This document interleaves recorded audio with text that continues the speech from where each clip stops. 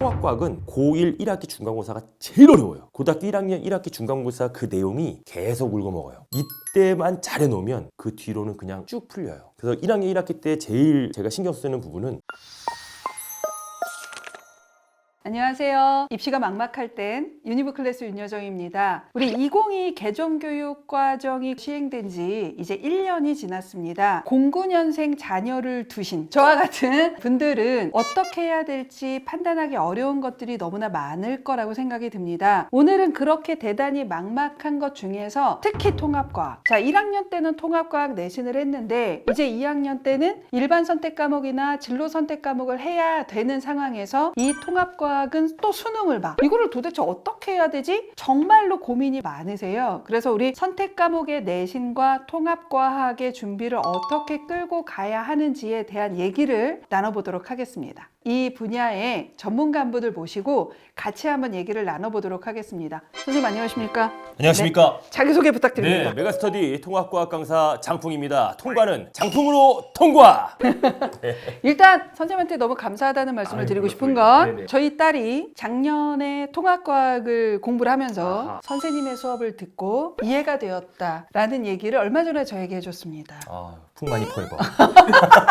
감사합니다. 네네. 그리고 저희 딸도 저는 여러 번 공개했듯이 네, 이제 09년생. 네, 저희 네. 아들도 09년생.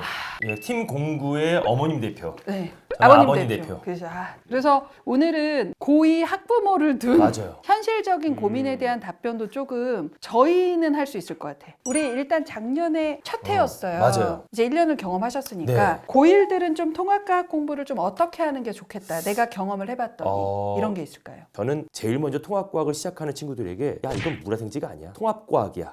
라는 것을 먼저 시작을 하거든요. 우리가 지금까지는 어떠한 하나의 현상을 바라볼 때 물리학적으로 바라봤고 이제 화학적으로 바라보고 뭐 생명과학, 지구학적으로 바라봤다면 이제는 전체 현상을 다 같이 바라봐야 되는 그런 시선이 필요하거든요. 그래서 통합과학을 아이들이 공부할 때 가장 중요한 포인트는 하나의 현상을 물화생지를 자꾸 나누려고 하지 말고 자꾸 스토리식으로 연결해라. 통합과학을 제일 처음 딱 펴보면 우리가 1단원은 과학의 기초기 때문에 어떻게든 따라갈 수 있거든요. 근데 2단원부터가 이제 본격적인 시작입니다. 대단원 제목이 물질의 규칙성이에요. 물질이기 때문에 화학이라고 화학 아닌가요? 그렇죠. 이렇게 저도 떠올랐어요. 화학이라고 생각하고 책을 딱 피면 빅뱅 우주론부터 나오게 됩니다. 네. 그러니까요. 초반부터 처음 듣는 얘기들이 너무나 많이 나와요. 우주부터 해서 은하, 태양계, 지구, 생명체 그리고 맨 마지막에는 정보통신의 가장 중요한 반도체. 네? 갑자기 반도체를 배워요? 2단원이 그렇게 구성되어 있어요? 네. 저는 모르니까. 네, 그렇게 돼 있어요. 굉장히 광범위해지죠. 그럼 물화생지가 다 있는 거 아니에요? 다 2단원에? 있어요. 어디서 물리를 찾아야 되고 어디서 화학을 찾아야 될지 모르는 거예요. 그러니까 아이들이 우와. 봤을 때 만만하게 봤다가 2단원에서부터 갑자기 현타가 오는 거죠. 그러니까 물리 화학을 잘한다고 해서 통합과학을 잘하는 것도 아니고 뭐 자기는 암기만 잘한다고 해서 통합과학을 또 잘하는 것도 아니더라고요. 이 전체적인 것을 어떻게 잘 스토리식으로 연결할 것이냐. 제가 이제 전공이 역사인데 약간 야. 그런 식의 스토리가 필요한 맞아요. 이해도가 있어야 네. 되는 것 같아요. 우주가 시작하면서부터 생명체가 만들어지고 현대 사회의 정보통신이 가장 중요하니까 반도체까지. 또 시간적 흐름으로 2단원은 정리해야 돼요. 과목을 보지 말고 전체를 보아라. 이게 통합과학의 핵심이다. 스토리를 만들어라. 그 부분에서 아마 문제가 나올 거예요. 그러니까 수능 예시 문항을 몇 개 보면 분명히 규산형 광물에 대한 지구과학 파트가 나오는데 니은 보기. A가 규소고 B가 산소라면 A가 B보다 원자과 전자수가 크다. 갑자기 화학적 지문이 나와버리거든요. 분명히 나는 광물만 공부했는데 화학을 못하면 이 니은 보기는 망하는 거죠. 그러니까 이제는 물화생지를 같이 마구마구 잘 버무릴 수 있는 그러기 위해서는 스토리를 만들어라. 그렇게 공부를 해야 되겠죠. 그러니까 부모님들의 인식 자체가 조금 먼저 바뀌어야 될 것 맞아요. 같아요. 저희 세대의 교육 과정의 과학과 맞아요. 이제 수능을 보는 통합과학은 다르다. 완전히 다르다. 네, 다르다. 물화생지의 번외의 과목이다라고 인식을 해야 될 것 같아요. 선생님 그러면 네. 우리 이제 고1 친구들은 되게 긴장하잖아요. 부모님들도. 맞아요. 첫 번째 중간고사에서 통합과학을 공부할 때는 더 신경 써서 공부를 하는 게 좋겠다라고 얘기해 주실 수 있는 게 혹시 있을까요? 맞아요. 고등학교 1학년 1학기 중간고사가 제일 중요합니다. 맞아요. 정말 중요하긴 해요. 우리가 일반적으로 보면 과목이 처음에는 학기 초니까 좀 쉬운 거 배우다가 점점 어려운 걸 배우는 것 같은데 통합과학은 고1 1학기 중간고사가 제일 어려워요. 고등학교 1학년 1학기 중간고사 그 내용이 계속 울고먹어요. 이때만 잘해놓으면 그 뒤로는 그냥 쭉 풀려요. 그래서 1학년 1학기 때 제일 제가 신경 쓰는 부분은 원소 기호를 그렇게 안 해요, 애들이. 난 진짜 징글징글해 그냥 외우라고 하면 너무 막 저는 이해 없이 외우는 거 싫어해요. 막 이러잖아요. 저는 암기 유전자가 없는데요. 완벽하게 중간고사를 대비하려면 뭐 2주기 16쪽 산소, 3주기 1쪽 나트륨 막 이것이 엄청나게 훈련이 되어 있어야지만 돼요. 우선 그걸 꼭 잡아야 됩니다. 꼭 원소기호, 이온식, 분자식, 화학식, 주기율표 이거는 무조건 툭 치면 지나가다가 원자번호 13번 그러면 할 정도로 막 이렇게 얘기할 수 정도로 꼭 외워야 된다라는 거죠. 왜냐면 저 약간 궁금한 거 있습니다, 선생님. 문과러들을 대변하여 네. 물리가 어렵습니다. 통합과학에서 나오는 물리는 공식이 막 나와요. 맞아요. 뭐 운동량에서 MVP, 뭐 FT, 뭐 I 뭐 이렇게 해서 네. 외우는데 아이들이 공식을 어디서 잘못된 생각들을 너무 많이 하는 거예요. 공식은 외우면 안 된다고 들었습니다. 공식은 이해해야 된다고 들었습니다. 아니 왜? 야 공부 편하게 하자 그냥 외워. 아닙니다. 공식을 이해해야 됩니다. 근데 사실 애들이 공식을 이해하는 건 맞죠. 근데 솔직히 서남기 후 이해하면 되잖아요. 근데 그 이해할 때 아이들이 놓치고 있는 부분이 있어요. 단위. 단위는 죽어도 안 외워요. 그거 안 외워요. 밀도가 뭐야? 그러면 부피분의 질량이요. 단위는 단위가 있어요? 자, 힘의 단위는 뉴턴이야. 뉴턴은 킬로그램 미터 퍼 세크 제곱과 같지. 에? 왜요? 정말요? 왜요? 그러니까 단위를 좀 알면 그 단위가 곧 공식이고 공식은 관계 속에서 나온 거기 때문에 물리는 생각의 힘을 좀 키워야 된다. 1학기 중간고사에 물리도 있고 화학도 있기 때문에 정말 1학기 중간고사에 진짜 몰빵해라.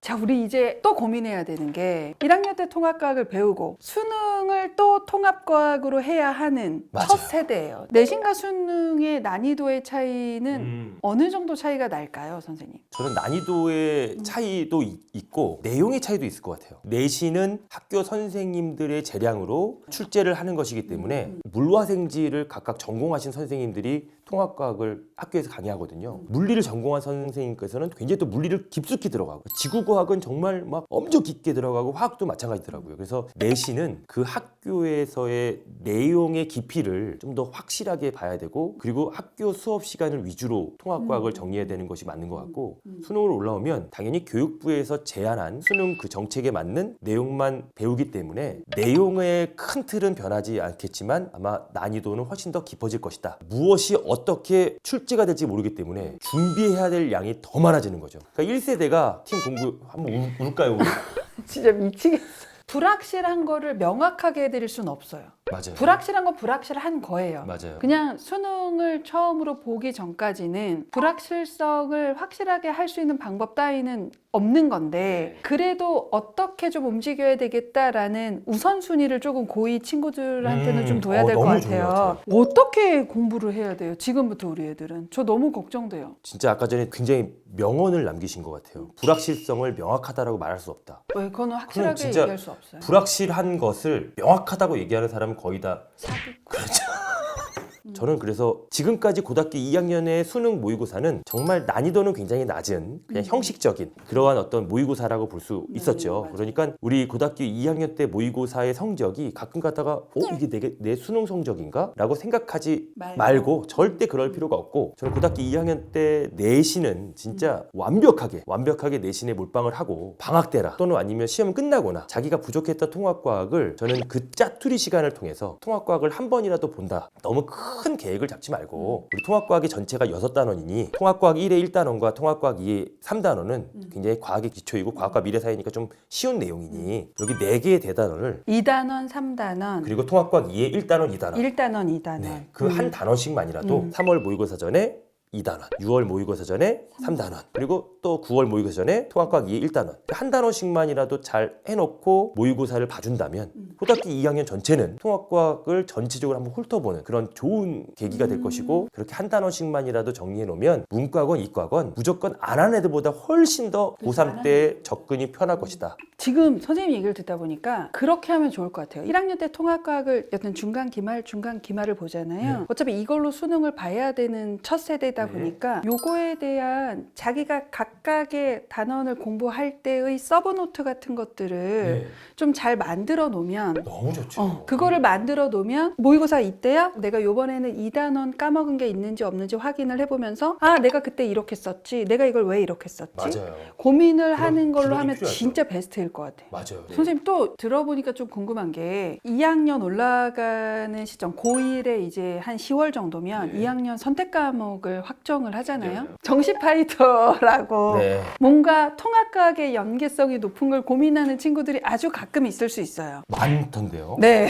그리고 물화생지 중에 어떠한 선택 과목을 해야 된다. 우선 결론적으로 통합과학과 연계성은 매우 낮습니다. 물화생지와 통합과학의 연계성은 거의 30% 미만이에요. 통합과학과 똑같은 내용의 부분은 굉장히 극히 적습니다. 통합과학을 좀 더 잘하기 위해서 물화생지를 선택하는 것은 아닌 것 같고, 물화생지는 정말 내신의 입장에서만 바라봐야 되는 것이며, 저는 고등학교 2학년 내신은 좀 내신을 잘 잡을 수 있는, 네가 하고 싶은 걸 좀 했으면 좋겠다, 좀 편하게.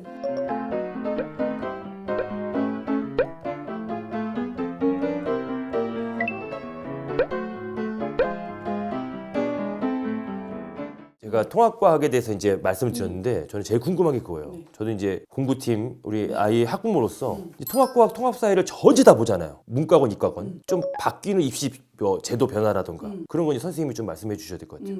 요즘에 이제 저도 이제 부모님들 만나면 되게 고민하시는 거예요. 뭐 사탐러는 어떻게 되는 건가요? 뭐 과탐 가산점은 당연히 없어지겠죠. 뭐 서울대 입시는 이렇게 되는데 그러면 서울대는 어떻게 입시가 바뀌는 건가요? 막 이런 질문들 너무 많이 하신단 말이에요. 이런 것들을 단편적으로 보시는 경우가 있어요. 뭐 하러 그러시냐는 거죠.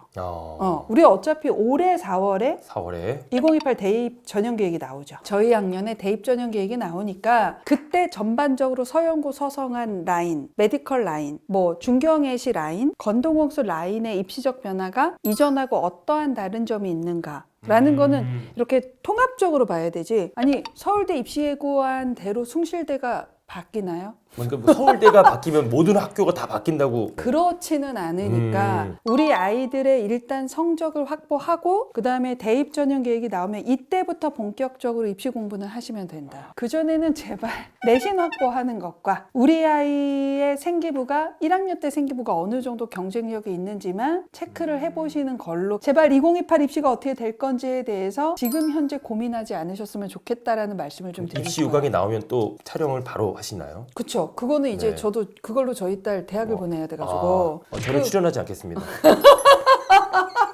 같은 입시를 치러야 되는 선생님을 만나 맞아요. 뵈어서 저희가 오랜만에 좀 답답함도 막 얘기하고 맞아요. 네. 그랬어요. 그렇죠? 서로 왜 아빠 대표 엄마 대표로.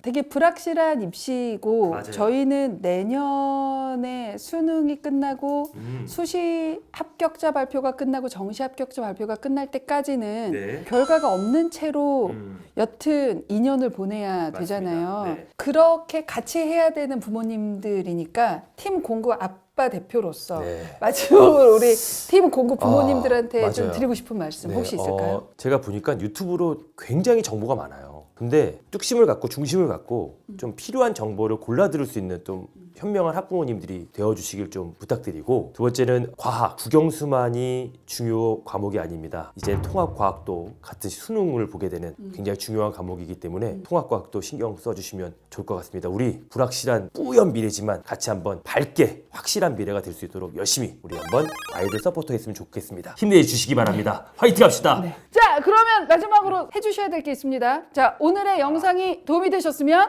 구독과 좋아요 부탁드립니다. 부탁드립니다.